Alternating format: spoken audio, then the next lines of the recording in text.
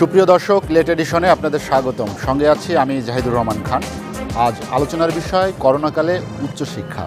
দর্শক, আজ আলোচনার জন্য আমার সঙ্গে স্টুডিওতে আছেন নোয়াখালী বিজ্ঞান ও প্রযুক্তি বিশ্ববিদ্যালয়ের সাবেক উপাচার্য অধ্যাপক ডক্টর এম ওয়াহিদুজ্জামান, আছেন উত্তরা ইউনিভার্সিটির প্রভিসি অধ্যাপক ডক্টর ইয়াসমিন আরা লেখা এবং ইউল্যাবের টিচিং অ্যান্ড লার্নিংয়ের পরিচালক এবং সহযোগী অধ্যাপক ডক্টর তারেক রহমান। আপনাদের তিনজনকে আমাদের স্টুডিওতে স্বাগত জানাচ্ছি। আলোচনার শুরুতে আমি অধ্যাপক ডক্টর এম ওয়াহিদুজ্জামান, আমরা একটি বিশেষ সময় অতিক্রম করছি, একটি সংকটকালীন সময় দিয়ে আমাদের জীবন যাচ্ছে। সেই সময়ে আমাদের যে শিক্ষা ব্যবস্থা, আপনি জানেন যে গত 18 মার্চ থেকে দেশের স্কুল, কলেজ, ইউনিভার্সিটি সবগুলোই বন্ধ আছে। তার মধ্য দিয়ে যদি করোনা দীর্ঘায়িত হয়, কবে শেষ হবে সেটি যেমন বলা যাচ্ছে না। সে সময় আসলে শিক্ষাকে এগিয়ে নিয়ে যাওয়ার জন্য, বিশেষ করে বিশ্ববিদ্যালয়ের শিক্ষা ব্যবস্থাকে সামনের দিকে এগিয়ে নেওয়ার জন্য আসলে কি করা উচিত, বা এই ধরনের পরিস্থিতিতে কী ধরনের পদক্ষেপ নেওয়া উচিত? ধন্যবাদ আপনাকে এবং এসএটিভির দর্শক শ্রোতাদের শুভেচ্ছা। আসলে আমরা সবাই জানি যে আসলে একটা সংকটমূলক সময় আমরা আছি এবং এই করোনার কারণে যেমন স্বাস্থ্য, মানুষের জীবনের ঝুঁকি সৃষ্টি হয়েছে করোনা থেকে অসুস্থতা হয়ে, তেমনিভাবে শুধু শিক্ষা না, সমগ্র পেশাই, সমগ্র প্রতিষ্ঠানই সেখানেও এক ধরনের একটা ঝুঁকি। নিরাপত্তা ছাড়াও সেই প্রতিষ্ঠানকে চালিয়ে রাখার একটা ঝুঁকি সৃষ্টি হয়েছে। আমরা যদি শিক্ষা প্রতিষ্ঠানগুলো বলি, মানে irrespective of public and private সব মিলাই যদি বলি অ্যাজ এ হোল, তাহলে কিন্তু চালিয়ে রাখাও একটা বিষয়। যেগুলো প্রাইভেট প্রতিষ্ঠান, সেখানে একদিকে যারা স্টাফ রয়েছেন, একাডেমিক, নন একাডেমিক বোধ, স্বাভাবিক যে আমরা বলবো যে এই করোনা গেলে আপনি ছাঁটাই করবেন কেন, তাহলে টাকা দিতে হবে। সেই টাকা দেওয়া, তাদের বেতন দেওয়া, কিংবা প্রতিষ্ঠানের অন্যান্য যে খরচ সেগুলো চালানো, যত বড় প্রতিষ্ঠিত প্রতিষ্ঠানই হোক বাংলাদেশে, আমি যদি বলি সেটা খুব কঠিন। কারণ সেখানে শত শত বা হাজার হাজার স্টাফও রয়েছে। এই একটা দিক। আরেকটা হলো শিক্ষা ব্যবস্থাকে চালিয়ে নেওয়া। তবে এই প্রথমটা একটু আমার উত্তর দেওয়া প্রয়োজন, যে আমার মনে হয় যে আমরা আর বলবো না যে কবে ঠিক হবে। এটা মোটামুটিভাবে আমরা বলতে পারি যে হ্যাঁ, অচিরে না হলেও মোটামুটি কয়েক মাসের মধ্যে আমরা ফিরে যেতে পারবো। অক্সফোর্ডের যে ভ্যাকসিনটা ট্রায়াল হয়েছে, দেখেন, যদিও ওটা ফার্স্ট ট্রায়াল হিউম্যান বডিতে, কিন্তু তারা কিন্তু আরও আগে তাদের একটা ক্যাপারে শুরু পর্যায়ে কিন্তু তারা মোটামুটি বলছে 80% তারা কনফার্ম। এবং দেখছেন যে Britain already 10 core 100 million order দিয়ে দিয়েছে। জি, যদি আরও দুটো পরীক্ষার পর কিন্তু তারা নিশ্চিত হবে। মানে এতটা তারা, তারপর যদি এনি কেস ফেল করে তাহলে তো ওটা গচ্ছা যাবে, কিন্তু কেউ বসে নাই। এবং চায়না, রাশিয়াটা কেউ তোলে না। এই জন্য যে ব্রিটেন দাবি করছে যে এটা হ্যাকিং করে এই রিসার্চের ইনফরমেশন চুরি করে তারা করেছে। এই কারণে এটা নিয়ে কিন্তু রাশিয়া বেশ এগিয়েছে, তারা বলছে তারা করে ফেলছে। অক্সফোর্ড আগেও বলছে যে বাই অক্টোবর তারা মার্কেটে আনতে পারবে। অক্সফোর্ড কিন্তু বলছে যদি সব ঠিকঠাক মতো যায়, হোপফুলি তারা কিন্তু ঠিকঠাক মতো যাচ্ছে। ইন্ডিয়াও অক্সফোর্ডের সাথেও আছে, এছাড়া নিজেরাও ইন্ডিয়া একটা নিয়ে বেশ এগিয়েছে, দেখলাম তারাও ট্রায়াল পর্যায়ে যাচ্ছে। বাংলাদেশও, আমাদের নিজেদেরটা আমরা বলি না, আমাদেরটা আমাদের বলতে হবে। বাংলাদেশের যে গ্লোবাল টেক, আমি কিছুটা তাদের চিনি, কারণ ওই কিরণ সাহেব এমপি, সে আবার আমি যে ইউনিভার্সিটিতে ওই ইনস্টিটিউট রিজন বোর্ডের মেম্বার ছিল। ওরা কিন্তু এই যে গ্লোবাল টেক আর গ্লোবাল ফার্মাসিউটিক্যাল হুবও এক না, এটা ওদের ফার্মাসিউটিক্যাল সিস্টার অর্গানাইজেশন। এবং এরা মূলত কিন্তু ক্যান্সার নিয়ে কাজ করছিল, বা ক্যান্সারের ওষুধ প্রডিউস করার জন্য, এবং বেশ টাকা ইনভেস্ট করেছে। এবং এই বেশ সফিস্টিকেটেড টেকনোলজির এই ল্যাবটাও কিন্তু বেশ সফিস্টিকেটেড, এই গ্লোবাল টেক যেটা নোয়াখালীতে। এবং তারাও কিন্তু একটা প্রাথমিক পর্যায়ে আছে। আই বিলিভ বাঙালিরা মেধাবী, এটা আমরা সেলফ ক্লেম করলাম। যে বাংলাদেশে মধ্য একটা মিডিয়া কার ছাত্র আমি, আমার স্টুডেন্টরাও জানে, এরা দুইজনই পার্সোনালি আমার স্টুডেন্ট। সে আমার সিনিয়র স্টুডেন্ট, আমি স্যার আমার আমি স্যারের ক্লাসরুম টিচার। হ্যাঁ, স্টুডেন্ট ওরও তাই। তো যাই হোক, ফরচুনেটলি যে স্যার করোনা কালে তো আসলে আমাদের আমরা বললাম যে সুতরাং বাংলাদেশটাও, আমি কথাটা বলে নেই যে আমরা বাইরে থেকে আসছি, ও আসছে, তো আমরা বাঙালিরা কিন্তু ন্যাচারালি আমরা মেধাবী, এবং ডেফিনেটলি ব্রিটেন পারলে, রাশিয়া পারলে বাঙালিদের সেই মেধাবাতার চেয়ে বেশি মেধা বাঙালিদের আছে। ইয়েস, এবং ও যে ছাত্রটি করেছে সে ঢাকা ইউনিভার্সিটির প্রোডাক্ট, জাপান থেকে পিএইচডি করে আসছে, এবং ওই গ্লোবাল টেকে সফিস্টিকেটেড ল্যাব রয়েছে, আমি আশা করি সেটাও আসবে। আর আমাদের মাননীয় প্রধানমন্ত্রী লিডারশিপে গোটা বিশ্বের মধ্যে এগিয়ে আছে। জি, বাংলাদেশ অনেক পেছনে। আজকের এই ঢাকা ইউনিভার্সিটির এক অফিসারকে মজা করে বলছিলাম যে দেখো, আমি ছোট ইউনিভার্সিটির ভিসি ছিলাম, কিন্তু ভিসি আমি ছোট ছিলাম না, ভিসি ছিলাম আমি বড় ভিসি। ইউনিভার্সিটি ছোট হতে পারে, তো আমাদের মাননীয় প্রধানমন্ত্রী বাংলাদেশ বা ছোট দেশের প্রধানমন্ত্রী হতে পারে, বা এরকম কোনো ইম্পর্টেন্ট না, বাস ওনার লিডারশিপটা কিন্তু বিগ। বিশ্ব প্রেক্ষিতে যদি আপনার একটা লিডারশিপের ফোরসাইডনেস, ভূখণ্ড ছোট হলেও আমাদের জনসংখ্যার ভিত্তিতে আমরা না বড় জনসংখ্যা না, সেটা আমি বলছি না, যে ওনাকে যদি পার্সোনালি আপনি বিশ্ব লিডারশিপ যারা দিচ্ছে তাদের মধ্যে আপনি অ্যাসেস করেন, তাহলে ওনার সাহস, ওনার ফরসাইটনেসটা আপনি দেখেন। পৃথিবীর কেউ কিন্তু 3 বছরের ডিক্লেয়ার করে নাই, যে 3 বছরকে পরিকল্পনা। টার্গেট রেখে যে আগামী 3 বছরে খাদ্যসহ নানা কি আমাদের হতে পারে। এইটা কিন্তু বাংলাদেশের প্রধানমন্ত্রী দেশরত্ন শেখ হাসিনা তিনিই কিন্তু প্রথম করেছেন। এবং ব্রিটেনে কিন্তু অলরেডি ব্রিটেনের নেতারা বলছে যে বাংলাদেশ একটা দরিদ্র দেশ হয়ে বাংলাদেশ যে প্যাকেজ যা ডিক্লেয়ার করেছে এবং যত আগে, সেটা খোদ ব্রিটেনের মতো উন্নত দেশ করতে পারেনি। জি, আমি স্যার। বলি যে ঔষধের ক্ষেত্রেও বাংলাদেশ সেটি করবে। আমি একটু আপনার যে প্রশ্নটা সেখানে দিয়ে আমি শেষ করি এই প্রথম পর্বের, যে সুতরাং আমাদের সেই সমস্যাটা আছে এখন প্রাইভেট এবং পাবলিক। যেমন প্রাইভেট বহুত ইউনিভার্সিটি স্কুল তাদের খুলতে হয়েছে, একটা শিক্ষা দেওয়ার জন্য খুলতে হয়েছে, প্রতিষ্ঠানটাকে চালিয়ে রাখার জন্যও খুলতে হয়েছে। এখন আমরা যদি আমাদের ইউনিভার্সিটির যে ক্যারিকুলাম, সেটা প্রাইভেটের একটা ক্যারিকুলাম আছে না, এক্স্যাক্টলি সেই ক্যারিকুলামে কিন্তু আমরা এখন চলতে পারবো না। আমি যেটা বারবারই বলছি, হয়তো প্রাইভেট এখন আমরা প্রত্যেকে ঢাকা ইউনিভার্সিটিও এখন যেটা করতে বলা হয়েছে বা করছি আমরা, সেটা হলো যে জাস্ট কিছু করা, তাদের একটা টাচে রাখা, তারা কেমন আছে আমরাও চালাচ্ছি। প্রাইভেট হয়তো একটু বেশি করছে, কিন্তু আমরা অচিরেই হয়তো দেখেন, আমরা এই যে অলরেডি গত 2 দিন আগে আমরা আইয়ের আমরা বসছিলাম, বা ঢাকা ইউনিভার্সিটিও যে আমরা কিভাবে করব। আর আমি মনে করি একজন শিক্ষা বিজ্ঞানী হিসেবে, জি, যে শিক্ষা গবেষণা ইনস্টিটিউটের আমি অধ্যাপক, যে এই করোনা একটা ভালো দিক হয়েছে, আমরা কিন্তু অনেক পিছিয়ে আছি টেকনোলজির জায়গা থেকে।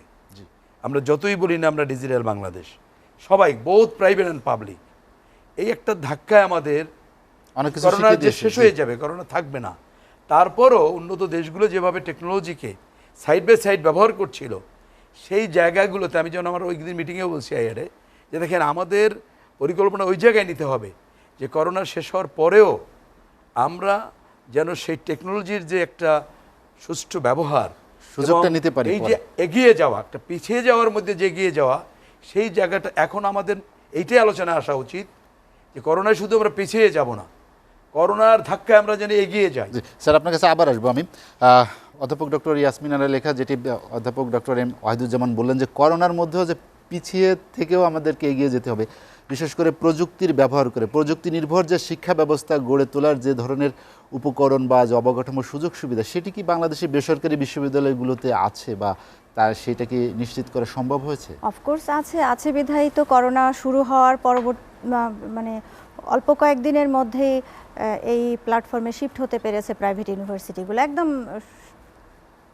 1 সপ্তাহের মধ্যে মোটামুটি অনেক ইউনিভার্সিটি চলে আসছে, এই প্ল্যাটফর্মে শিফট হতে পেরেছে। এই সুবিধাগুলো আছে বিধায় তো তারা পেরেছে, এবং খুব ভালোভাবেই পেরেছে। 2-4টা ইউনিভার্সিটি বা অল্প কিছু ইউনিভার্সিটি হয়তো এই পদ্ধতিতে এখনও আসতে পারেনি, আসার চেষ্টা করছে, কিন্তু যে সকল ইউনিভার্সিটিগুলো অনলাইনে ক্লাস নিচ্ছে, পরীক্ষা নিচ্ছে, তাদের এই সেট আপটা আছে বিধায় তারা যেতে পেরেছে। আর হচ্ছে যে এখান থেকে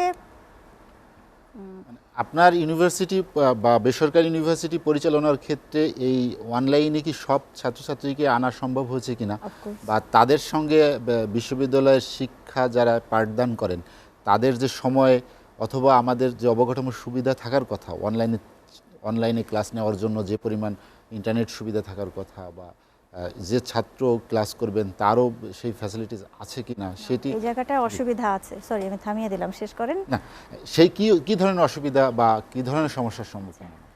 এখন আমরা যদি বলি, আমরা যদি দাবি করি একেবারে উন্নত বিশ্বের মতো অনলাইন শিক্ষা দেওয়ার জন্য বাংলাদেশের কোনো প্রতিষ্ঠান তৈরি আছে, তাহলে আমার মনে হয় বেশি বলা হয়ে যাবে। তবে বাংলাদেশের প্রেক্ষাপটে চলার জন্য মাশাআল্লাহ বেশ ভালো অবস্থায় আছে, ভালো অবস্থাতেই আছে, এবং শিক্ষার্থীরা যে সমস্যাগুলো ফেস করতেছে তারা ঠিকমতো অনলাইনে আসতে পারছে না, কেননা বেশিরভাগ স্টুডেন্ট দেশের বাড়ি চলে গিয়েছে গ্রামে চলে যাওয়ার কারণে তারা নেট পাচ্ছে না, আবার কারো স্মার্টফোনের অসুবিধা আছে, আবার অর্থনৈতিক কারণেও অনেক শিক্ষার্থী এই সুবিধাগুলো নিতে পারছে না, যে কারণে অনলাইন ক্লাসটা শিক্ষার্থীরা বিশ্ববিদ্যালয় যেভাবে দিতে চাচ্ছে দেওয়ার জন্য তার হাত সম্প্রসারিত করে রেখেছে, কিন্তু শিক্ষার্থীরা সেটা গ্রহণ করতে সেই মাত্রায় পারছে না। আবার মানসিক কিছু কারণও আছে, তারা চিন্তা করছে অনলাইনে যাব কি যাব না। কিন্তু আমরা মনে করি, শিক্ষকরা মনে করি যে অনলাইনটাও এই ইন্ডাস্ট্রি 4.0 ভেতর দিয়ে আমরা যাচ্ছি, আগামী 100 বছরে এই কাজের সঙ্গে আমাদেরকে সম্পৃক্ত থাকতে হবে, আদারওয়াইজ আমরা ইন্টারন্যাশনালি তো অবশ্যই দেশের ভিতরেও পিছিয়ে যাব। তো এগিয়ে থাকবার জন্য স্যার যেটা বলছিলেন, পিছিয়ে থেকেও এগিয়ে যাওয়া, এই সেক্টরে আমরা বিশ্বের সাথে তুলনা করতে গেলে অনেকটা পিছিয়ে আছি, কিন্তু তার ভিতর থেকে আমরা যে করোনাকালীন সময়ে অনলাইন বা প্রযুক্তির ব্যবহারে যেভাবে এগিয়ে গিয়েছি, যেভাবে হঠাৎ করে সারা বাংলাদেশের শিক্ষার্থীরা অনলাইনের সঙ্গে সম্পৃক্ত হয়েছে, শিক্ষকরা সম্পৃক্ত হয়েছে, দেশবাসী সম্পৃক্ত হয়েছে, এটা যদি আগামী সময়ে সচল থাকে তাহলে অবশ্যই বাংলাদেশ আরও অনেক এগিয়ে যাবে এই সেক্টরে। আরেকটি বিষয় যে বেসরকারি বিশ্ববিদ্যালয়ের শিক্ষার মান নিয়ে অনেক সময় অনেক প্রশ্ন তোলা হয়। করোনাকালীন সময় যদি অনলাইন যে পাঠদান পদ্ধতি যেটা অনুসরণ করছেন, সেক্ষেত্রে কি আসলে মান ধরে রাখা সম্ভব হবে? অবশ্যই অনলাইন শিক্ষাটা বিশ্বের একটা স্বীকৃত পদ্ধতি, স্বীকৃত শিক্ষা। এখানে মান নিয়ে কোশ্চেন সারা বিশ্বের অনেক ইউনিভার্সিটিতে আছে, বাংলাদেশেরও থাকতে পারে। যারা ঠিকমতো মান নিয়ন্ত্রণ করতে পারবে না তারা অসুবিধায় পড়বে, কথা ঠিক, কিন্তু মান ধরে রাখার চেষ্টা করতে হবে। আর মান নিয়ে যদি সামগ্রিকভাবে প্রাইভেট ইউনিভার্সিটির মান নিয়ে বলে থাকেন, তাহলে বলবো নো, প্রাইভেট ইউনিভার্সিটির মান নিয়ে কথা বলার এখন কোনো সুযোগই নেই। কারণ বাংলাদেশের প্রাইভেট ইউনিভার্সিটি আপনারা সবাই জানেন যে কয়েকটা ইউনিভার্সিটি আছে যেগুলো আমরা খুব গর্বের সাথে বলতে পারি তারা ভালো করছে, আর যারা ভালো করছে না তারা অটোমেটিক্যালি এই সেক্টর থেকে ঝরে পড়বে, থাকবে না এই সেক্টরে। যারা মান দেওয়ার চেষ্টা করবে তারাই টিকে থাকবে। আর মান যদি দিতে নাই পারতো প্রাইভেট ইউনিভার্সিটি, তাহলে প্রাইভেট ইউনিভার্সিটির শিক্ষার্থীরা পাশ করার পরে পাবলিক ইউনিভার্সিটির শিক্ষক হচ্ছে, ইভেন ঢাকা ইউনিভার্সিটির শিক্ষক হচ্ছে প্রাইভেট ইউনিভার্সিটির শিক্ষার্থীরা পাশ করার পরে। আমাদের উত্তরা বিশ্ববিদ্যালয়ের 4 জন শিক্ষার্থী করোনাকালীন সময় 38তম বিসিএসে চান্স পেয়েছে বিভিন্ন ক্যাডারে। আমার আরও একজন শিক্ষার্থী এই করোনাকালীন সময়ে ফ্রিল্যান্সিংয়ের মাধ্যমে সে মাসে $5,000 আর্ন করতেছে, যেটা বিটিভিতে প্রথম আলোতে আমি দেখেছি এসেছে। তো মান না থাকলে তো এবং ন্যাশনাল ইন্টারন্যাশনাল অনেক জায়গায় যাচ্ছে, প্রতিযোগিতার সুযোগই পেত না, মাল্টিন্যাশনাল কোম্পানিতে যাচ্ছে, বিশ্বের বিভিন্ন দেশে ছড়িয়ে আছে শিক্ষার্থীরা বড় ভালো কাজ নিয়ে। মানের প্রশ্ন যদি আসতো তাহলে তো এই অবস্থা হতো না। ডক্টর ইয়াসমিনের লেখা আপনার কাছে আবার আসবো আমি। ডক্টর তারেক রহমান, আপনি তো ইউনিভার্সিটিতে যে শিক্ষার্থীদের প্রশিক্ষণ বা শিক্ষার্থী গবেষণা নিয়ে যে কাজ করেন, সেখানে আসলে এই অনলাইন ভিত্তিক শিক্ষা ব্যবস্থায় কি ধরনের সমস্যা আপনার সামনে দেখা দেয়, যে উচ্চশিক্ষাকে এগিয়ে নেওয়ার ক্ষেত্রে আসলে এই করোনাকালীন সংকটে কি ধরনের পদক্ষেপ নেওয়া উচিত? আচ্ছা, ধন্যবাদ আপনার প্রশ্নের জন্য। এখানে অনেকগুলো বিষয় জড়িত, হ্যাঁ, অনেকগুলো বিষয়। এই সেন্সে বলবো যে যখন আপনি শিক্ষা দানের কথা বলছেন তখন এক ধরনের চ্যালেঞ্জেস আছে, আবার যখন আপনি শিক্ষণের কথা বলছেন স্টুডেন্ট পার্সপেক্টিভ থেকে তখন কিন্তু আরেক ধরনের চ্যালেঞ্জেস আছে। আমি একটা সেন্টারে আছি, সেন্টারের পরিচালক হিসেবে আছি। আমরা এটাকে বলি centre for excellence in teaching and learning, ULAB, university of liberal arts বাংলাদেশের। তো এই সেন্টারটার দায়িত্ব হচ্ছে এই বিষয়গুলোকে দেখা, যে চ্যালেঞ্জেসগুলো কোথায় আছে এবং সেগুলো টেক কেয়ার করা। একটা জিনিস বলে রাখা ভালো যে একটা বিশ্ববিদ্যালয়ের যখন শিক্ষণ ব্যাপার নিয়ে আমরা কথা বলছি, তখন একটা সেন্টার কিন্তু সামগ্রিকভাবে সব সমস্যার সমাধান করতে পারবে না, একটা হলিস্টিক অ্যাপ্রোচ থাকতে হয়। সো ইউল্যাব যেটা করেছে, শুরু থেকেই এই সমস্যাগুলো চিহ্নিত করেছে। সো আমরা প্রথমেই কাগজ কলম নিয়ে বসেছি যে শিক্ষকদের পক্ষ থেকে কী ধরনের চ্যালেঞ্জেস আসতে পারে এবং শিক্ষার্থীদের পক্ষ থেকে কী ধরনের চ্যালেঞ্জেস আসতে পারে। সো আপা যেটা বলেছেন, স্যার যেটা বলেছেন, আমাদের যথেষ্ট কিন্তু প্ল্যানিং ছিল, প্রিপারেশন ছিল, হোমওয়ার্ক ছিল। ইউল্যাব 2007 থেকে আপনার আপার সাথে আমি একমত হব, 2007 থেকে আমরা মুডলে ক্লাস নিচ্ছি, 2014 থেকে আমরা এটাকে একেবারে বলতে পারেন 50-50 ভাবে ক্লাস নিচ্ছি। So it's nothing new for us. Private ইউনিভার্সিটিগুলোর জন্য যারা এখন লিড করছে, ইউল্যাব অনলাইন টিচিং লার্নিংয়ে এখন এক ধরনের লিডার বলতে পারেন আপনি, আমাদের এই প্র্যাকটিস চলেছে 2014 থেকে। সো আমাদের জন্য নাথিং নিউ কিন্তু এটা। এটি কি সার্বজনীন হয়? আপনার সব শতভাগ শিক্ষার্থীর কাছে কি আপনারা পৌঁছতে পারেন? দেখুন, আমরা সার্ভে করেছি, আমরা বোঝার চেষ্টা করেছি যে আমাদের কত পার্সেন্ট শিক্ষার্থী এই তড়িৎ ব্যবস্থাটার অনুকূলে আসতে পারবে না, এবং আমরা সেখানে দেখেছি 4 থেকে 6% শিক্ষার্থী যারা রিমোটলি এখন আছেন, যারা গ্রামের বাড়ি চলে গেছেন অথবা তার ল্যাপটপটা সে নিয়ে যেতে পারেননি, সেই ধরনের পরিস্থিতিতে আছেন। এবং আমরা সেটা কিন্তু প্রিপারেশন নিয়েছি, আমরা জানতাম যে এটা হবে। সো আমরা বিকল্প পরিস্থিতির জন্য বিকল্প ব্যবস্থা তৈরি করেছি। সো আমার যেই স্টুডেন্টটা, আমি একটু ডিটেল বললে আপনি হয়তো ধরতে পারবেন যে আসলে সমাধানটা কোথায়। আমার যেই স্টুডেন্টটা এখন অনলাইনে ক্লাস করতে পারছে না, হয়তো তার ডেটা নেই, তাকে আমরা বলেছি, আমি পার্সোনালি যেমন আমার স্টুডেন্টকে ফোন করেছি যে তুমি তোমার কাগজে কলমে তুমি তোমার আনসারটা লেখো, লিখে একটা ছবি তোলো। তোমার নেটের প্রবলেম আছে, ঠিক আছে, তুমি ছবি তুলে ওই আনসারটা আমাকে পাঠিয়ে দাও।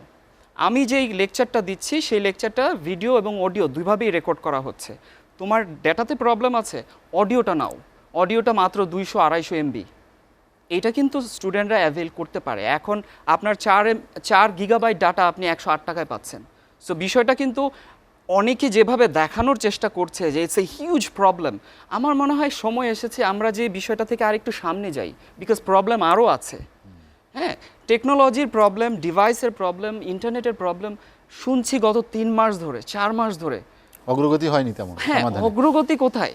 বা স্টুডেন্টরা কি ম্যানেজ করছে না? আমার 100% অ্যাটেন্ডেন্স, আজকে আমি ক্লাস নিয়ে এসেছি 100% অ্যাটেন্ডেন্স, তাহলে কি তারা ব্যবস্থা করেছে না? ব্যাপারটা হচ্ছে মাইন্ডসেটের। আমাদের মাননীয় শিক্ষামন্ত্রী যে কথাটা বলেছেন যে ব্যাপারটা হচ্ছে মাইন্ডসেটের, আপনি যদি ফিল করেন আপনি এগিয়ে যাবেন। মাননীয় প্রধানমন্ত্রী বলেছেন এটা একটা যুদ্ধ, আমরা একটা সময় করেছি, কঠিন যুদ্ধ করেছি, আমরা জয়লাভ করেছি, এটাও একটা যুদ্ধ। আমাদের মাইন্ডসেটটা যদি আমরা পজিটিভ রাখতে পারি, আমরা জিতবো ইনশাল্লাহ। তারেক রহমান, আমরা একটা বিরতি নিয়ে আসবো। দর্শক, লেট এডিশনে নিচ্ছে একটা বিরতি, ফিরবো শীঘ্রই, সঙ্গেই থাকুন।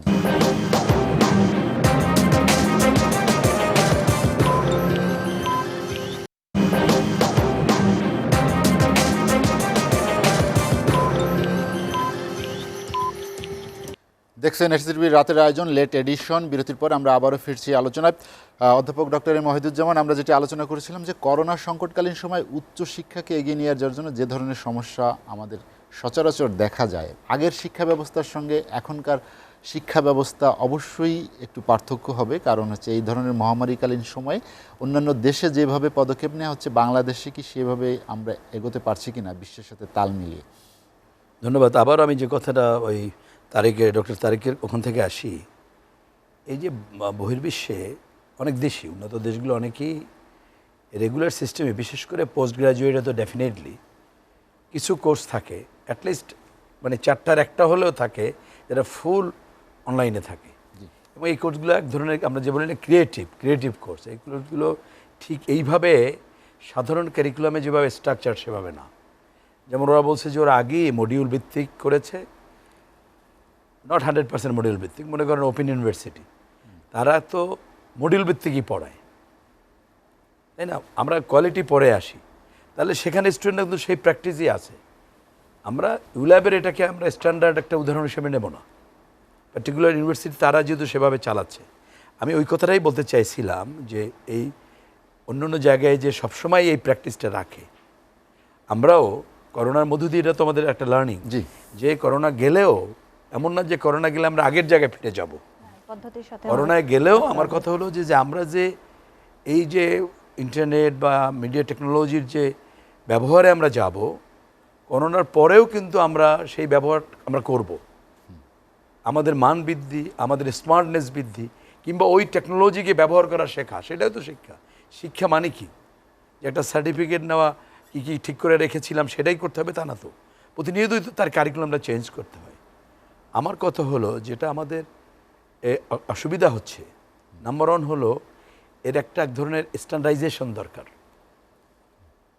তাহলে আপনি, যেটা আমি ঢাকা ইউনিভার্সিটিতেও বলেছি, প্রশ্নটা হলো যে আমরা যারা এডুকেশন নিয়ে কাজ করি, এখানে 3 জনই আমরা, সেও মাস্টার্স যেহেতু করছে এডুকেশনে, আন্ডার গ্র্যাজুয়েশন করেছে, সো দ্যাট দেনো, কিন্তু আবার অন্যরা অনেকে বোঝে না সেটা, জি, যে আমরা আরবিট্রারি না করে আমরা ক্যারিকুলাম প্ল্যানিংয়ের মধ্যে করি, তাহলে কিন্তু আমরা বুঝতে পারবো যে আমরা কি শেখাচ্ছি।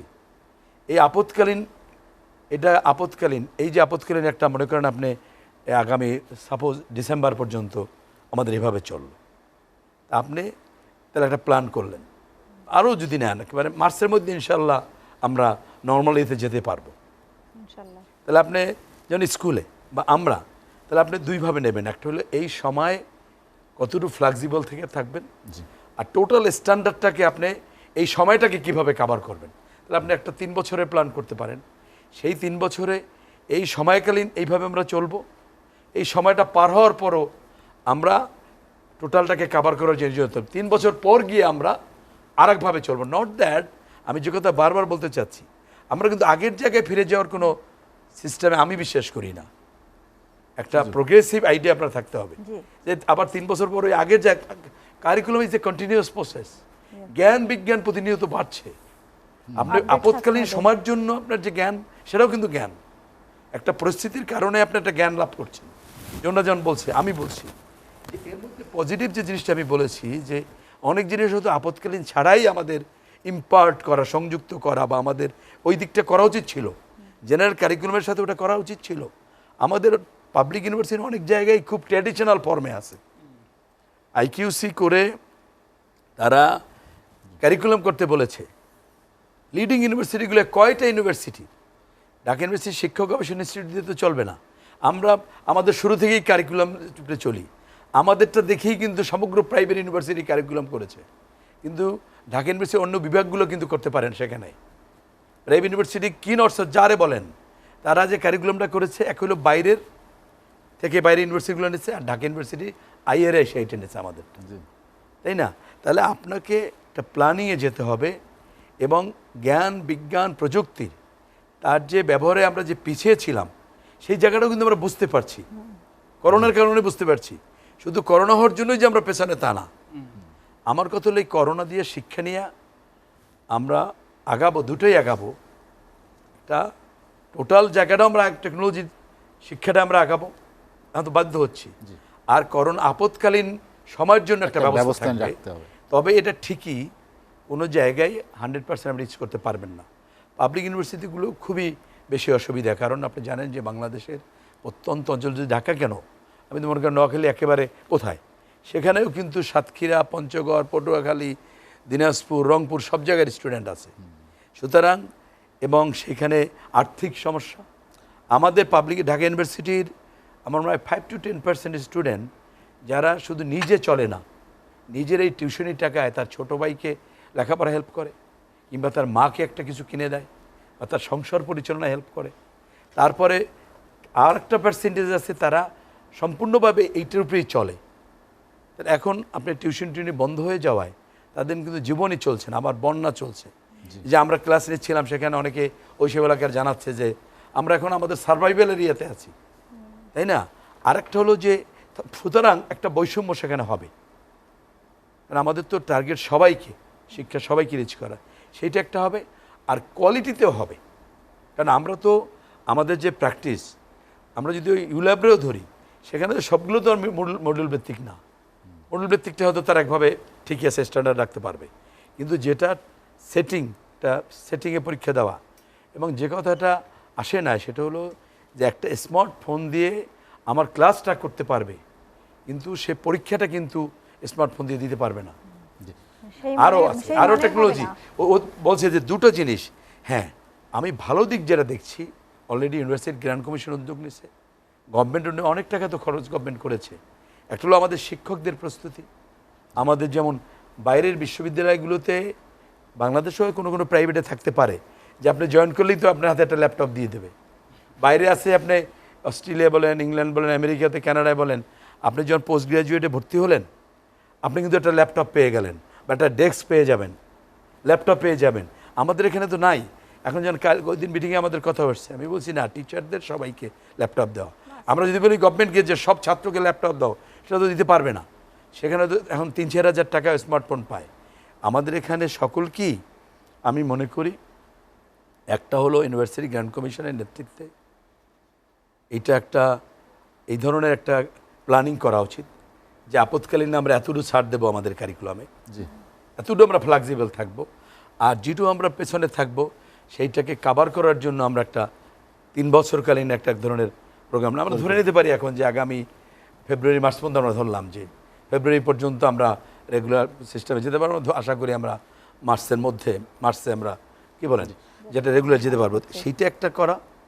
আর হলো এইখানে ইনভেস্টমেন্টটা বাড়ানো, অ্যাটলিস্ট টিচাররা যাতে এইসব ট্যাব, এখন ডিজিটাল ডিভাইস আছে কালকের, যে অঙ্ক করা বা কোনো একটা প্রেজেন্টেশন যা ডিজাইনিং, সেগুলো ওই ট্যাবে করলে অটোমেটিক্যালি ওই যে আমরা জুমে ক্লাস নিচ্ছি বা অন্য জায়গাগুলোতে সেটা চলে আসে। আপনার কাছে আবার আসবো আমি। এখানে ইনভেস্টমেন্টটা আমাদের নিশ্চয়ই গভর্নমেন্ট সেটা করবে, বাড়াতে হবে। কয়েক জায়গা থেকে মনে করেন যারা ইন্টারনেট প্রোভাইডার আছে তাদের জায়গা থেকে আগে আসতে হবে যে তারা ছাত্রদের, গভর্নমেন্ট তো দিচ্ছেই, তাদের গভর্নমেন্ট তো আছেই, আমরা যারা আছি সকলের, এবং প্রাইভেট ইউনিভার্সিটিগুলো যেমন ফি তাদের তো টিকে থাকতে হবে, আবার তাদেরও চিন্তা করতে হবে যে ছাত্রদের এই জায়গাটাও আমরা সবাই মিলে অন্য সবাই এগিয়ে আসতে হবে। আর কিছু আমাদের মানে সিস্টেম লস মেনে নিতেই হবে। স্যার আপনার কাছে আবার আসবো আমি।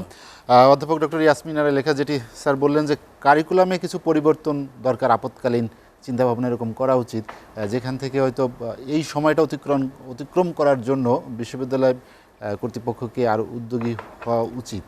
সেক্ষেত্রে চিন্তাভাবনা কি, বেসরকারি বিশ্ববিদ্যালয় কী ধরনের পরিবর্তন আনতে হবে? বেসরকারি বিশ্ববিদ্যালয়ের শিক্ষকরা এত বেশি কাজের সঙ্গে সম্পৃক্ত থাকে, এত বেশি শিক্ষার্থীদের নিয়ে বা বিশ্ববিদ্যালয় নিয়ে ব্যস্ত থাকে যে বিশ্ববিদ্যালয়কে এগিয়ে নিয়ে যাওয়া, শিক্ষার্থীদেরকে বেশি জ্ঞান দান করার ব্যাপারে তারা অনেক বেশি অ্যাক্টিভ থাকে পাবলিক ইউনিভার্সিটির শিক্ষকদের তুলনায়। আমি জানি না স্যার আমার সঙ্গে একমত হবেন কি না। প্রাইভেট বিশ্ববিদ্যালয় সাধারণত এখন যদিও একটু পরিবর্তন আসছে, তারপরেও স্বাভাবিকভাবে চিন্তা করলে আমরা দেখি যে আমাদের দেশের ভালো স্টুডেন্টগুলো প্রথমে পাবলিক ইউনিভার্সিটিতে ট্রাই করে। তার মধ্যেও কিছু স্টুডেন্ট আছে যারা পাবলিকে একদমই যায় না, তারা শুরু থেকে তাদের মাইন্ডসেট হয়ে থাকে তারা প্রাইভেটে যাবে বিকজ সেশন জট নাই। তো সেখানে প্রাইভেট ইউনিভার্সিটিতে যদি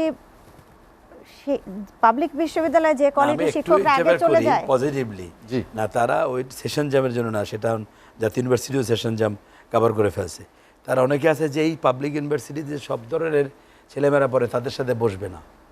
এক শ্রেণী আমাদের সমাজে এক শ্রেণী কুলীন জন্মগ্রহণ করেছে যে যারা আমি দেখেছি, আমার মনে আছে একবার ওই ব্রিটিশ কাউন্সিল একটা ইতিতে গিয়ে আমাদের ঢাকা ইউনিভার্সিটির এক টিচার, অনেকে নাম চিনবে নানা কারণে আসছিল শেয়ার মার্কেটের সাথে, তার মেয়েটি ভালো রেজাল্ট করেছে, সে ঢাকা ইউনিভার্সিটিতেও অ্যাপ্লাই করবে না, বিকজ আসলে কথাটা হলো যে ঢাকা ইউনিভার্সিটিতেও তো সব শ্রেণীর ছেলেমেয়েরা পড়ে, গরিব ধনী গ্রাম শহরে না, ওই কারণে অনেকে বোঝা যাবে না এখানে দিয়ে একটা সহজভাবে ডিগ্রি করে আর অত কষ্টও করতে যাবে না, সহজভাবে করে বাইরে চলে যাবে।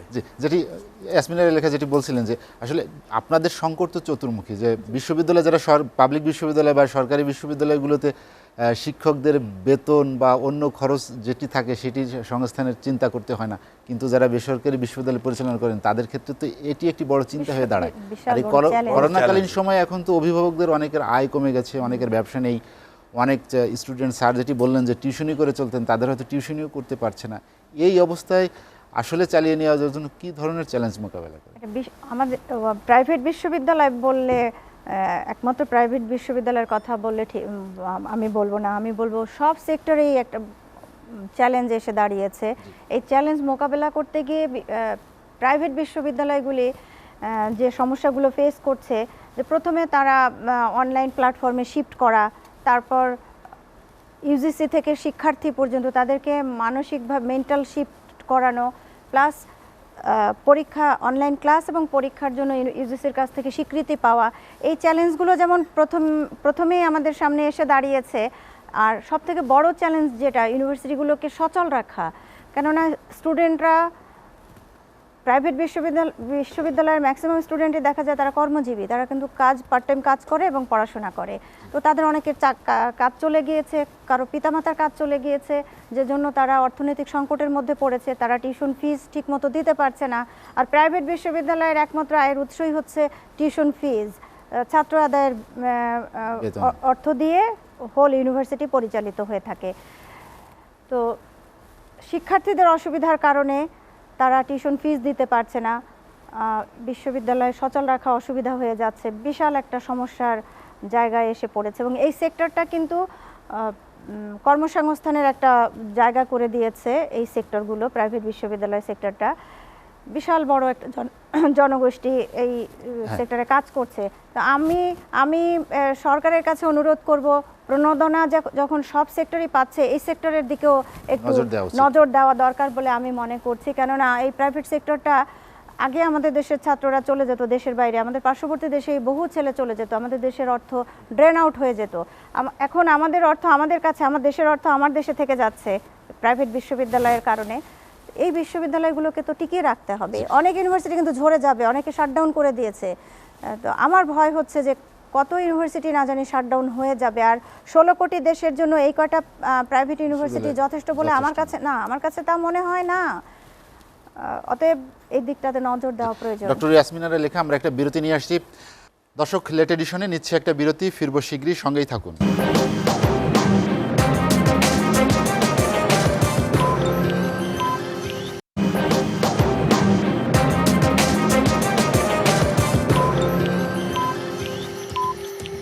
দেখছেন এসএটিভির রাতের আয়োজন লেট এডিশন। বিরতির পর আমরা আবার ফিরছি আলোচনায়। ডক্টর তারেক রহমান, যেটি আমরা আলোচনা করছিলাম যে করোনাকালীন সময় কী ধরনের সংকটে উচ্চশিক্ষা, সেক্ষেত্রে একটি বড় সংকটের জায়গায় যদি আমরা বলি, সেটি হচ্ছে এবারের এইচএসসি পরীক্ষা কিন্তু এখনও অনুষ্ঠিত হয়নি। সেটি কবে হবে সে বিষয়ে এখনও সিদ্ধান্ত দেয়নি। কিন্তু এর মধ্যেই যদি চলতে থাকে বা দীর্ঘায়িত হয় করোনার এই সংকটটি, সেক্ষেত্রে উচ্চশিক্ষাতে যারা ভর্তি হবেন তাদেরই তো এখনও পরীক্ষা নেওয়া হলো না, তখন সংকটটা আসলে আরও গভীর হবে না? আমি আপনার সাথে একমত যে সংকটটা গভীর হবে, এবং সেটার জন্য আমার মনে হয় যে আমাদের পূর্ব প্রস্তুতিতে কিছুটা হলেও ঘাটতি আছে। করোনা যখন শুরু হয় তখন অনেক দেশকেই আমরা বলতে শুনেছি যে না, এটা বেশি দিন থাকবে না হয়তো, কিন্তু আস্তে আস্তে কিন্তু সবাই বিষয়টা মেনে নিয়েছে যে এটা প্রলং করছে। মাননীয় প্রধানমন্ত্রী কিন্তু শুরুতেই বলেছিলেন যে সেপ্টেম্বর পর্যন্ত আমাদের কিন্তু এটা দীর্ঘায়িত করতে হতে পারে, এবং আমরা সেই দিকেই যাচ্ছি। আমরা জানি না, হয়তো আরও কিছুটাও হয়তো সময় দীর্ঘায়িত হতে পারে। এবং সেই ক্ষেত্রে আমার মনে হয় যে যারা পলিসি মেকার আছে তাদের এটা বসার সময় হয়েছে, বা আরও সময়টা কিছুটা পার হয়ে গেছে কিনা আমি জানি না, কিন্তু এটার একটা প্ল্যানিং দরকার ছিল, একটা পলিসি দরকার ছিল যে এই যে ফ্লোটা কিভাবে আমরা চালু রাখবো। এখন সমস্যাটা কিন্তু শুধু বাংলাদেশের নয়, সমস্যাটা সারা বিশ্বেরই। ফ্লোটা কিভাবে চালু রাখা যায়, আপনারা যদি সাউথ কোরিয়ার একটা এক্সাম্পল আপনি দেখেন, রিসেন্টলি হয়তো একটা ছবি খুব ভাইরাল হয়েছে যে ওরা পুরো মাঠ ভাড়া করেছে, পুরো স্টেডিয়াম ভাড়া করেছে, তারপরে পাবলিক এক্সামগুলো নিচ্ছে। সো আমি বলবো that is the question about mindset. আপনি যদি পজিটিভ মাইন্ডসেটে থাকেন যে আমি এই ফ্লোটা চালু রাখবো, এইচএসসি এসএসসি যে এক্সামগুলো আছে আমি নিব, সম্ভব। আপনাকে জাস্ট বিকল্পটা ভাবতে হবে। বিকল্পটা ভাবলে কিছু না কিছু বের হয়ে আসবে। আর আপনি যদি শুরুতেই মনে করেন যে আসলে সম্ভব না, আমাদেরকে দিয়ে হবে না, তাহলে এটা কিন্তু থেকে যাবে, থেমে যাবে। হ্যাঁ, এটা কিন্তু যাবে না কখনোই। স্যার যেটা বললেন চমৎকার করে, যে আমাদের একটা প্রবলেম আছে, করোনা একটা সমস্যা, আমাদেরকে এটাকে কিন্তু আমাদের স্ট্রেংথে পরিণত করতে হবে। সেটা সম্ভব। আমরা ডিজিটাল একটা বাংলাদেশের স্বপ্ন দেখি, কিন্তু কোথায় সেই ডিজিটাল বাংলাদেশ? যদি আমি হায়ার এডুকেশনের কথা বলি, যদি আমি পাবলিক ইউনিভার্সিটিগুলোর কথা বলি, স্যার নিজেও বললেন যে সব ইউনিভার্সিটি কিন্তু এখনও পেরে উঠছে না। প্রাইভেট ইউনিভার্সিটিগুলো আপা যেটা বললেন যে সবাই কিন্তু লিড করতে পারছে না, অনেকেই ঝরে যাবে। মার্কেটের যে একটা চাহিদা আছে, আমি কোয়ালিটি এডুকেশন যদি না দিতে পারি আমার জায়গা থাকবে না। অটোমেটিক ঝরে যাবে। অটোমেটিক ঝরে যাব। সো আমি কিন্তু কোয়ালিটি এনশিওর করতে পারলেই আমার স্টুডেন্ট আসবে। সো এই জায়গাগুলো সবগুলোকে একসাথে এনে একটা পলিসি মেকিংয়ের জায়গার দরকার আছে, যেটাতে আমার মনে হয়েছে কিছুটা হলেও ঘাটতি আছে।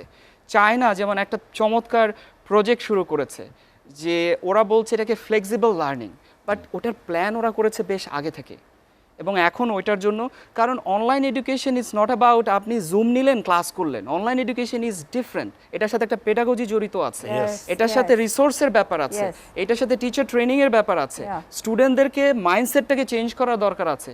আমি আপনাকে একটা মজার কথা বলি, আপনি হয়তো অবাক হবেন। অনলাইন এডুকেশনের মূল আইডিয়াটা হচ্ছে শিক্ষার্থী নিজে তার শিক্ষার দায় দায়িত্ব নেবেন।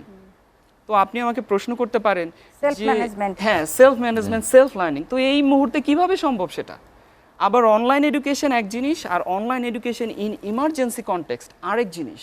তো এই পার্সপেক্টিভগুলো কিন্তু বোঝার ব্যাপার আছে। এখন আমরা যখনই অনলাইন এডুকেশনের কথা বলছি, আমরা বারবার একটা কথা বলছি, Zoom, Google Meet, learning management system. ভাই আপনি মুডলে আছেন, না আপনি গুগল মিটে আছেন, গুগল ক্লাসরুমে আছেন? ওইটার সময় পেরিয়ে গেছে, আমাদের সামনে আরো অনেক চ্যালেঞ্জেস আছে। প্যাডাগজি নিয়ে কেউ কথা বলছে না, সেটাই দ্যাটই বলছে, কেউ কথা বলছে না। ব্লেন্ডেড লার্নিং, স্যার যেটা বললেন বারবার, যে করোনার এক্সপেরিয়েন্সটা আমি পরে কিভাবে কাজে লাগাবো, হায়ার এডুকেশনটাকে কিভাবে আমি ডিজিটালাইজ করব, এই এক্সপেরিয়েন্সটা আমাদের জন্য অমূল্য সম্পদ হয়ে থাকবে, যেটাতে আমরা পরে ব্লেন্ডেড লার্নিংয়ে যেতে পারবো। কিন্তু সেই প্রসেস, সেই প্রক্রিয়া কি আমরা শুরু করেছি? স্যার যে প্রশ্নটা দিয়ে শুরু করলেন, আমরা কি সেটা করতে পেরেছি কিনা, বা সেটার সুযোগটা পার হয়ে যাচ্ছে কিনা, আমরা বসেছি কিনা, কাদেরকে নিয়ে বসেছি, স্টুডেন্টরা কি আছে, আমরা কি একটা কমিটি করতে পেরেছি, স্টুডেন্টদের ভয়েসটা কি সেখানে আছে, সাধারণ শিক্ষকদের ভয়েসটা কি আছে, নাকি শুধু পলিসি মেকাররা ওখানে বসে আছেন? সো এই জিনিসগুলো কিন্তু বুঝতে হবে, সবার ভয়েস আসতে হবে। জি, তারেক রহমান, আপনার কাছে সময় থাকলে আমি আবার আসবো। অধ্যাপক ডক্টর এ মহিদুজ্জামান, আমরা বেসরকারি বিশ্ববিদ্যালয়ের নানা সুযোগ সুবিধার কথা বলছিলাম বা শুনেছি, ডক্টর ইয়াসমিনারা লেখা যেটি বললেন, ঢাকা বিশ্ববিদ্যালয়ের মতো যেটি প্রাচ্যের অক্সফোর্ড হিসেবে খ্যাত, ঢাকা বিশ্ববিদ্যালয় সহ পাবলিক বিশ্ববিদ্যালয় যেগুলো আছে, সেগুলোতে আসলে কি ধরনের, যেটি তারেক রহমান বললেন যে একটা পরিকল্পনার দরকার ছিল, সে ধরনের পরিকল্পনা কি নেওয়া হয়েছে, যে করোনাকালীন সময়ে তাদের শিক্ষা ব্যবস্থা কীভাবে এগিয়ে নেবে? ধন্যবাদ আপনাকে। আমি বারবার শুরু থেকেই বলেছি যে, এবং আমরা দেখছি তার কারণটা আছে না, একটা শিক্ষা বিজ্ঞানের জায়গা থেকে জিনিসটা দেখা হচ্ছে না। কি ঢাকা বিশ্ববিদ্যালয়, কি আপনার প্রাইভেট, যে যাই বলুক না কেন, আপনি দেখছেন অ্যাডহক ভিত্তিক, যে কথাটা আমি আরবিট্রারি শব্দটা ইউজ করেছি, যে আপনি একটা ক্লাস নিলেন, আমার কারিকুলামটা এটা আছে, এই নিতে হবে, আমি সেটা বাইপাস করে আমার ছাত্রদের একটা অ্যাসাইনমেন্ট দিয়ে অনলাইনে নিয়ে আমি কোর্সটা করলাম, কারণ আমাকে বেতন দিতে হবে ছাত্রদের। আমি পরীক্ষা নিলাম, এখন বেতন সব দেয় না, পরীক্ষা স্কুল পরীক্ষার ডেট শিফট করে দিল, না পরীক্ষা নেবে না, কারণ স্কুল দেখছে যে সব যদি এখন পড়াই ফেলি, এমনভাবে পড়ানো শুরু করেছে যে মানে রেগুলার সিস্টেমে যেভাবে পড়ায় সেভাবে পাগল করে ফেলছে।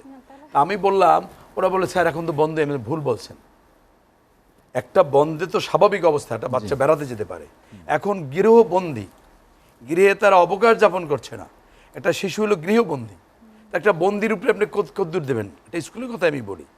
এখন তারা দেখছে যে সব যদি পড়াই ফেলে, পরীক্ষাও নিয়ে ফেলে, তাহলে তো আর টাকা দেবে না, বেতন তো স্যারের সাথে কিছুটা দ্বিমত করব, যদিও আমি বিশ্বাস করি ওই যে জায়গাটা আপনাকে আমি বা আপনি কারিকুলাম শেষ করলেন, আবার ভর্তি নিতে হবে না, এই প্রাইভেট ইউনিভার্সিটি চলবে কীভাবে, যে কথা উনি বলছেন।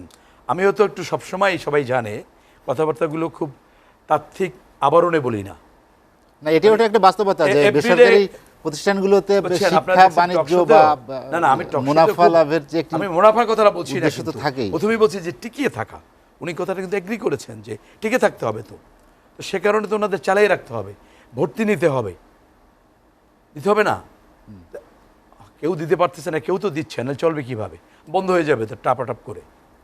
সেই জায়গাটা আমি বলছি, সেটা তো একটা অ্যাডহক ভিত্তিক।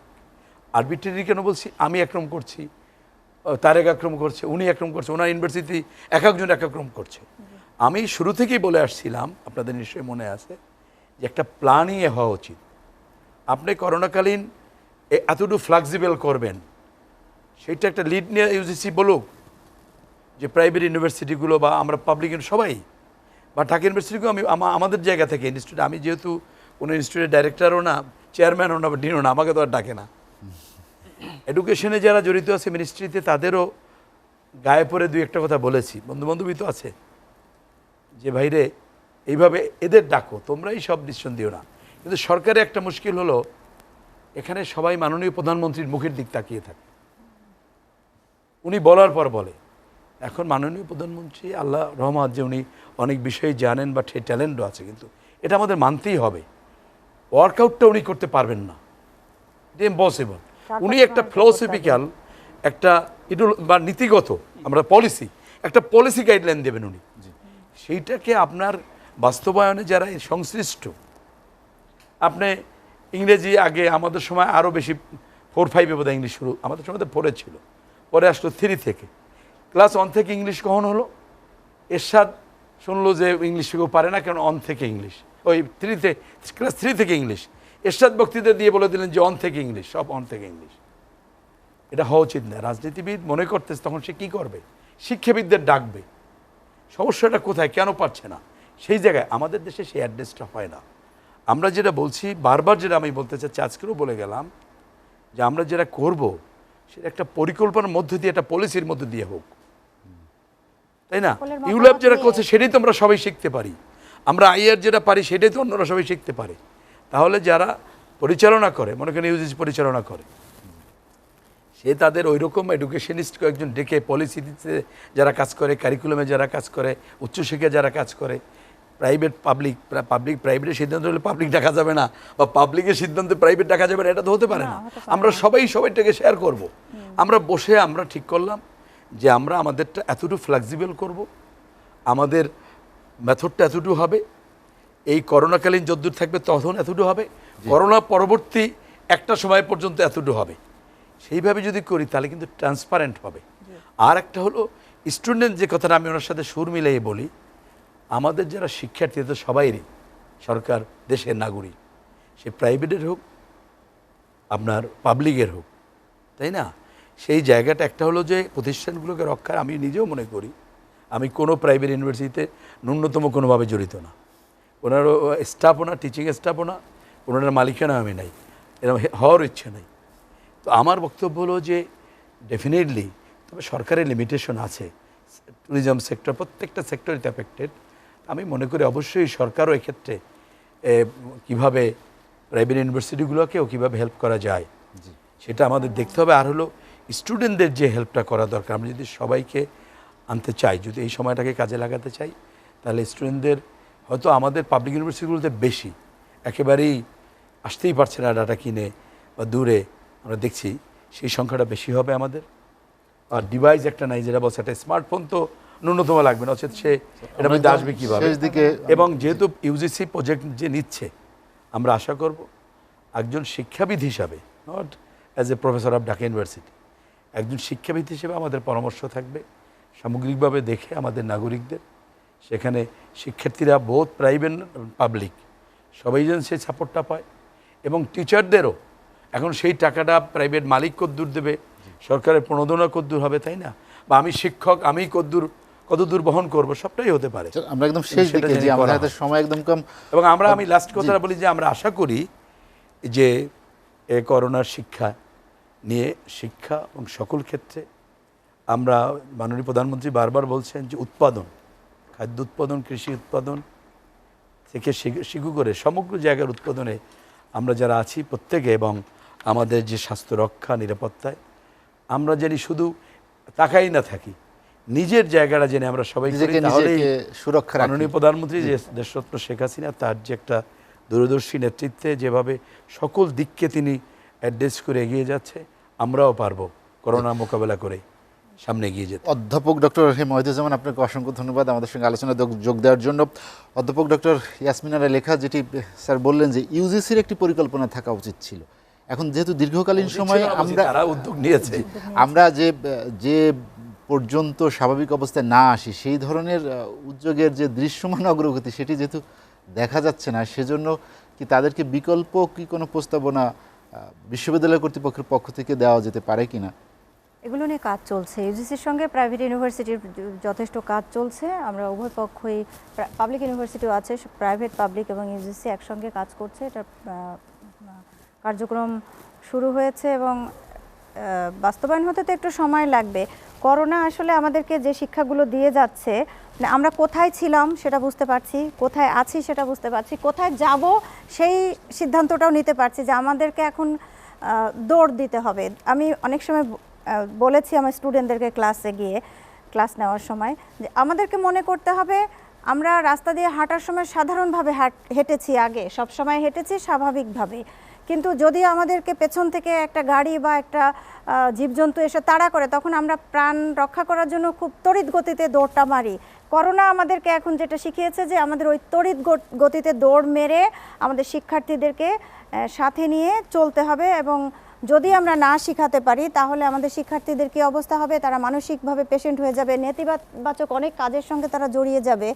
এজন্য তাদেরকে এই অনলাইন শিক্ষার সঙ্গে আপাতত দৃষ্টিতে রাখা দরকার, যে হ্যাঁ এই কারণে তাদের অনলাইন শিক্ষা কার্যক্রমের সঙ্গে রাখা দরকার। আরেকটা বিষয় হচ্ছে যে তারা গণপরিবহন ব্যবহার করে ক্লাসরুমে একসঙ্গে এসে স্বাস্থ্য ঝুঁকির মধ্যে পড়ে যাবে, সেজন্য তাদেরকে আমাদের এই জেনারেশনকে সুরক্ষিত রাখবার জন্য আমরা আপাতত এই ব্যবস্থাগুলো নিয়েছি। কিন্তু এটা তো আপাতত ব্যবস্থা, এটা তো আগামী সব সময়ের ব্যবস্থা না। আগামী সময়গুলোতে আমরা কিভাবে প্যাডাগজির পরিবর্তন এবং কারিকুলাম আপগ্রেড করা, সেগুলো তো একটা মানে ধারাবাহিক একটা পদ্ধতি, এই ধারাবাহিক পদ্ধতি সবসময়ের জন্য থাকবে, সেগুলো যেমন চলতে থাকতে হবে, এবং কিভাবে সামনের দিনে আমাদের শিক্ষার্থীদেরকে নিয়ে আরও ভালো কিছু করতে পারবো, আন্তর্জাতিক মানের এডুকেশন দিতে পারবো, সেই মর্মে আমাদের কাজ করতে হবে, এবং সেগুলোর চেষ্টা সরকার ইউজিসি করছে। আশা করছি ইউজিসি খুব ভালো একটা সুখবর আমাদেরকে দিবেন, এবং এই মুহূর্তে যেটা প্রয়োজন যে সহজ মূল্যে প্যাকেজ স্টুডেন্টদের জন্য দেওয়া, ইন্টারনেটের প্যাকেজ, শিক্ষকদের জন্য ল্যাপটপের ব্যবস্থা করা, শিক্ষার্থীদের জন্য একই ধরনের ব্যবস্থা করা, এগুলো ইউজিসি সম্ভবত কাজ করছে। এটা নিয়ে ওয়ার্ল্ড ব্যাংকের সঙ্গে একটা প্রজেক্ট হচ্ছে ইউজিসির সঙ্গে। ডক্টর ইয়াসমিনারা লেখা, আপনাকে অসংখ্য ধন্যবাদ। আমাদের হাতে একদম সময় কম, আর আলোচনা শেষ করতে হচ্ছে। ডক্টর তারেক রহমান, আপনার কাছে একদম সংক্ষিপ্তভাবে 1 মিনিটে যেটি জানতে চাই সেটি হচ্ছে যে করোনাকালীন যে সংকট সেটি তো থাকবেই, সংকট আমাদের অনেক ধরনেরই আছে, সেটা আর্থিক আছে, অবকাঠামোগত সুযোগ সুবিধা আছে, ইন্টারনেট বলেন, শিক্ষাকালীন নানা ধরনের সংকট থাকবে। এই সংকটের মধ্যে দিয়েও আসলে আমাদের আশার আলো আমরা দেখতে পাই কিনা যে আমাদের উচ্চ শিক্ষা, একটি উচ্চ মানের শিক্ষা, যেটি আপনি তো বিভিন্ন দেশে শিক্ষকতা করেছেন, লন্ডনে, আমেরিকায় এবং অস্ট্রেলিয়াতে, নানা জায়গায় নানা প্রতিষ্ঠানে আপনি পড়িয়েছেন, তাদের সাথে আমাদের যে গুণগত কী পার্থক্য? চমৎকার প্রশ্ন করেছেন। আপনি সঠিক বলেছেন যে আমি ইউকেতে পড়াশোনা করেছি, আমেরিকায় পড়াশোনা করেছি, অস্ট্রেলিয়ায় পড়াশোনা করেছি, এবং সেখানে আমি পড়িয়েছি। সো ওখানে যেই ধরনের ব্যবস্থাগুলো নেওয়া হয় বা হয়েছে, যতটুকু আমি জানি, আমি নিজেও ওই অনলাইন ব্যবস্থার মধ্য দিয়েও আসছি, বিকজ ওরা ওইটাকে বলা হয় ব্লেন্ডেড লার্নিং। সো ওরা আপনার ইন ক্লাসও আছে, ফেস টু ফেস ক্লাসও আছে, আবার আপনার অনলাইনেও আছে। আমরা যখন সামনের দিকে চলে যাব, আমাদের প্ল্যানটা হচ্ছে, ইউল্যাবের প্ল্যানটা হচ্ছে যে আমরা সেই ব্লেন্ডেড লার্নিংয়ে যাব। কিন্তু আমরা এখন যেই পজিশনে আছি, আমি বলবো আমি বিন্দু পরিমাণ ছাড় দিচ্ছি না। আমি টিচিংয়ের, লার্নিংয়ের প্রশিক্ষণের সাথে জড়িত আছি, যে পেডাগজির জায়গাগুলো আছে, যে লার্নিং ম্যানেজমেন্ট সিস্টেমের জায়গাগুলো আছে, আমি বলতে পারি অনেক কনফিডেন্ট সহকারে যে কেউ ওয়েলকাম এভরিবডি, দ্যাট আমাদের গুগল ক্লাসরুম আছে, আপনারা আসুন। স্যার যেটা বলেছেন যে আমরা শিখতে পারি একজন আরেকজনের কাছ থেকে, জানার অবশ্যই জায়গা আছে, আপনারা আসুন, দেখুন ইউল্যাব কী করছে। আমাদের হাতে সময় কম। ডক্টর তারেক রহমান, অধ্যাপক ডক্টর মাহিদুজ্জামান এবং অধ্যাপক ডক্টর ইয়াসমিনের লেখা, আপনাদেরকে অসংখ্য ধন্যবাদ। দর্শক জানিয়ে রাখি, লেট এডিশন পুনঃপ্রচার হয় সকাল 8টায়। আজ এ পর্যন্তই। ভালো থাকুন, সুস্থ থাকুন, এসএটিভির সঙ্গেই থাকুন।